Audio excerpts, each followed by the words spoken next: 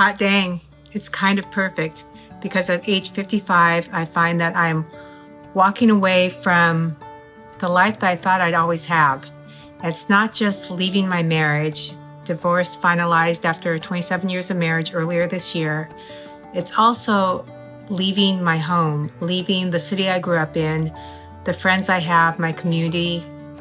Honestly, when I think about it, leaving everything that's familiar to me. So, hot dang.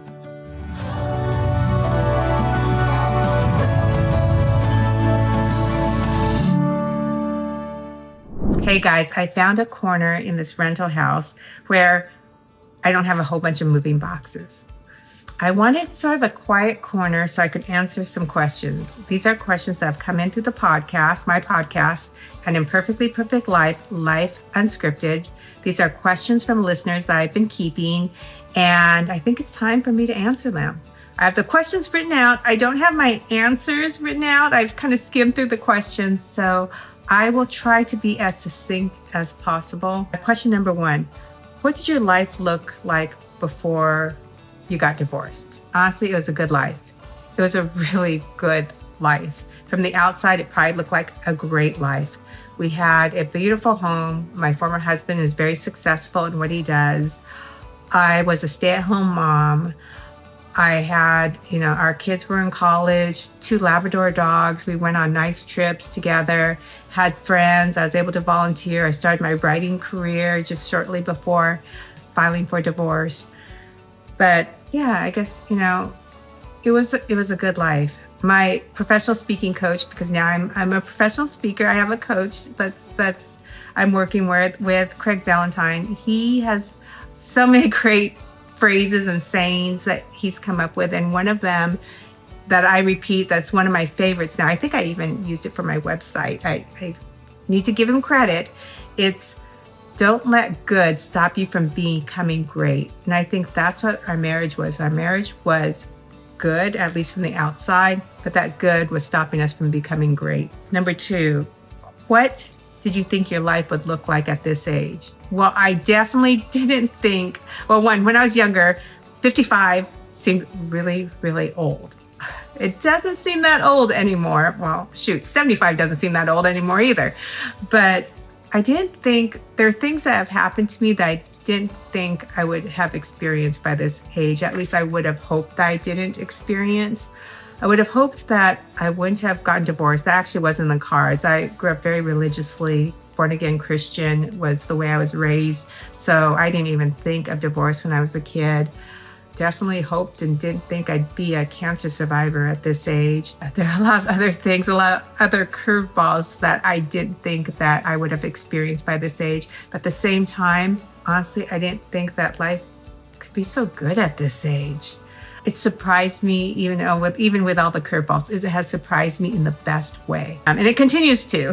Number 3, when did you start realizing something had to change? And I believe this is referring to my marriage. I've been asked that before, and I've been asked that by people I've gone out on dates with. We haven't even talked about dating after divorce or dating while you're getting divorced. We'll talk about that at one point or at some point. But I think I've known for a very long time. It's been years. I knew something had to change. I was just afraid to change. I was afraid to change. And I'm sure if you asked my former husband, he would say the same thing. It's been years. Well over half our marriage, we probably knew that something needed to change. And number 4, what was the moment you knew you had to start over? So I mentioned I'd been a stay-at-home mom. I had not taken a paycheck in decades. I was really afraid of losing things financially, and how would I make it? I got used to a certain lifestyle. How would I make it on my own? I've never, paid bills on my own by myself. Even when I was in my early 20s, I still had my dad around, my parents. I did not have to make it on my own. My parents now are gone. I'm an only child. I don't have siblings. And so that really scared me. But I knew it was time to start over when the fear of living the way I was every day outweighed the fear of losing everything. That's when I knew I needed to start over. Question 5, how did it feel to make that decision? There was actually, when the final decision was made, there was an event that took place. And it made it so that there was no choice. There's no choice. I knew I had to leave. I sat down with both of my kids first before finally making that decision. Luckily, they were both in their 20s and they were witnesses to everything that had happened. So I didn't have to explain or say anything or talk poorly about anyone. But I sat down with both of them and asked each of them, do you think I've done all I can? And when they both said, yes, I do, I knew, okay, it's okay now. I can walk away. What fears came up? Well, I have to tell you, it still comes up. I still get a lot of anxiety, and it all comes down to the financial piece. I'm not necessarily savvy with finances at all. I've hired a financial planner during my divorce for the first time, and luckily, it was a friend of mine who he runs a financial planning service, and I'm glad I have that guidance, but it scares me. It really does. And it's also hard for me to, I've learned, it's hard for me to understand my relationship with money and to earn money and to really look at it as an exchange, as far as earning money in exchange for value when I'm asking somebody to pay me for the value I'm giving. So I'm learning that. I'm also learning how to spend money carefully and really thinking about my retirement. But this is the first time that it's all on me. Those are fears that still come up. Less so now. I'm trying to go from a scarcity mindset to an abundance mindset. And that's helped a lot. Meditation has helped a lot, but I'll talk about that at another time. What you're leaving behind. Ooh, and they have 4 different things listed here.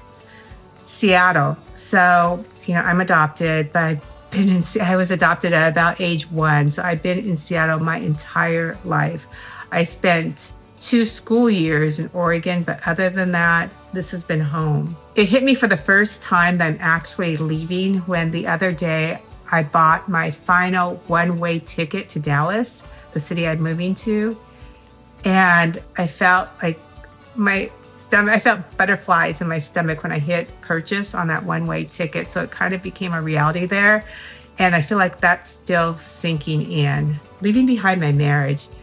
I mentioned that we both probably knew that this marriage wasn't good for either of us for a very, very long time. And the marriage piece of it, as far as the relationship, that actually was a lot easier than you may think. But I think that's because I mourned the end of what I hoped for in a marriage a long time ago. I mentioned our marriage was good as far as the way it looked and the things we did. But as far as being a couple, we weren't actually a healthy couple for a very, very long time. So that it feels like that was left behind a long time ago. What you're leaving behind, friend groups. Yeah, that's one's really interesting. My friends now, because I'm in my 50s, I have friends that are in their 40s and 60s or kind of the range. And a lot of my friends that are my age or older, they're starting to, think about retirement. They're sort of moving out of the area too, or spending less time here. So that really hasn't sunk in. In my mind, I'll see them still, but we'll see. Number 4, the comfort of routine. Well, I gotta tell you, the last 2 years, so I filed for divorce in December 2023, sold the house in 2024, and it sold in 3 days. And so I feel like for over a year, I haven't had routine. I'm actually looking forward to moving to establish routine. Where you are now, planning to move to a new city, navigating living alone for the first time, and learning how to manage finances, make new friends, date again, etc. Wow. Okay. Yeah, I picked Dallas. I'll talk later in another vlog about why Dallas. I am planning to move to a new city. It's a lot, I'm dealing with a lot of things I haven't dealt with before, like even buying a new refrigerator. I didn't realize this house that I'm buying, it didn't even strike me as something I need to do, is look to see if I need to buy appliances. But there's just different to-do things I'm learning and doing for the first time. And living alone. So in the last year or so, I've lived alone, and it actually was kind of nice, and it felt good because, to tell you the truth, living alone felt less lonely than living in the house I lived with my husband. I was really lonely in my marriage. I was really lonely, and I was really lonely living in that house with him, even though it was my dream home. Ooh, learning to manage finance was why I mentioned that. Make new friends, date again. So making new friends, I'm a friendship expert. I write about friendships. I've been interviewed about friendships. I traveled the country, sat with strangers, established friendships. So we'll see if I could walk the talk there. I actually am not worried about new friendships. I'm not worried about making friends there. And we'll see how this all plays out. I'm actually excited about the relationships I'll make, because I think at this age, a lot of the relationships I do make now will be lifelong relationships. So I'm excited about that.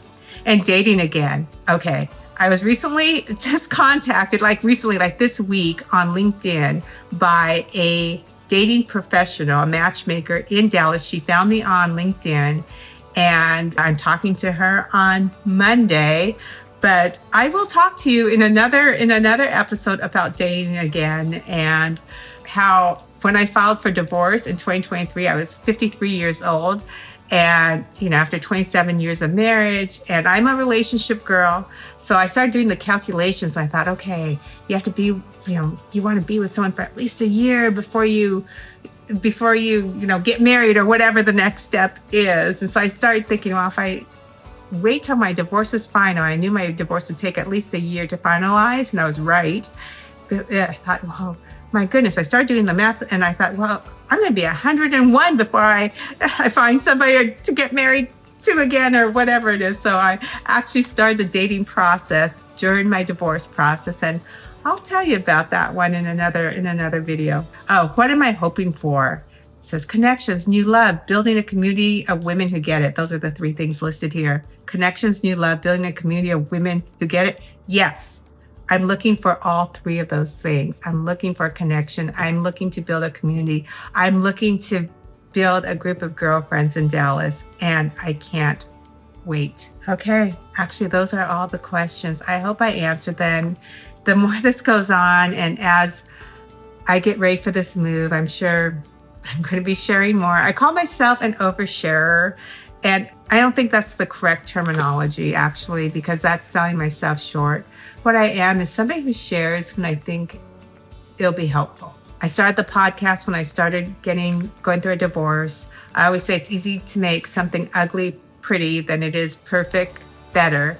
And so I just start things when I have these ideas, just like this right now. I'm starting this as I prepare to move, because I'm hoping it'll help give another woman who finds herself in my situation, or even another guy who finds themselves in my situation. I hope it gives them hope. I hope it gives them some humor as I make mistakes, that we can laugh together at them. And I hope it also shows you how strong you really are. I'm learning about myself every single day. At this age, I'm learning about myself because of what I'm going through right now. And I'm gaining courage. I'm gaining strength. I'm experiencing new things. So sometimes the door has to close to make room for everything you've prayed for. And that's what I'm finding. So we'll see. Keep sending in your questions, especially as I go through this whole process. It really helps me to think about where I'm at in this. And I'd love to know, what do you want to hear? What do you want to learn? If you have questions about your own rebuilding, let's do this together. If you're rebuilding your life too, I would love for you to subscribe and become a part of this journey with me. Also, comment below if you've had to start all over again. I'd love to hear your story.